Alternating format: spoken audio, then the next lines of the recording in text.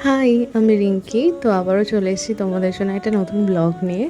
আর এই দিন গেছিলাম আমরা আমার দিদির মেয়ের অন্নপ্রাশনে। তো যাই হোক, দেখো সকাল সকাল উঠেই আমি আর আমার মা স্মুদি বানানোর কাজে লেগে পড়েছি। আর আমি স্মুদি বানাচ্ছিলাম না, আমার মাই বানাচ্ছিল। সেদিন বানিয়েছিল মা ম্যাঙ্গো স্মুদি।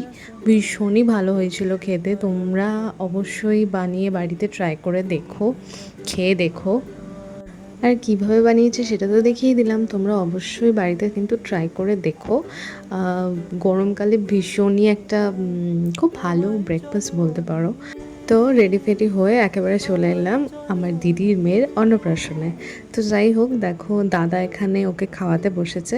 আমার দাদা মানে ওর হচ্ছে মামা হবে, যার কারণে ওর অন্নপ্রাশনে তো মামাই খাওয়া মানে মামারাই খাওয়ায়। তো যাই হোক, তো চলো দেখা যাক। জানো তো সেদিন ছিল সানডে। আর হচ্ছে আমরা ভেবেছিলাম যে আমরা যেতে পারবো কি না, কারণ তোমরা সবাই জানো যা গরম পড়েছে। সকালবেলা কোথাও যাওয়া মানে হচ্ছে পুরো আগুনের মানে পুড়ে যাওয়ার মতো যাকে বলে আর কি।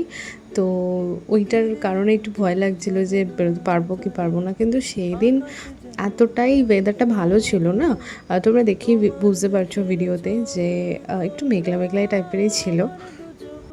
আর কি, অনুষ্ঠান বাড়িতে আসা মানেই তো খাওয়া দাওয়া। তো খেতে বসেও পড়েছি।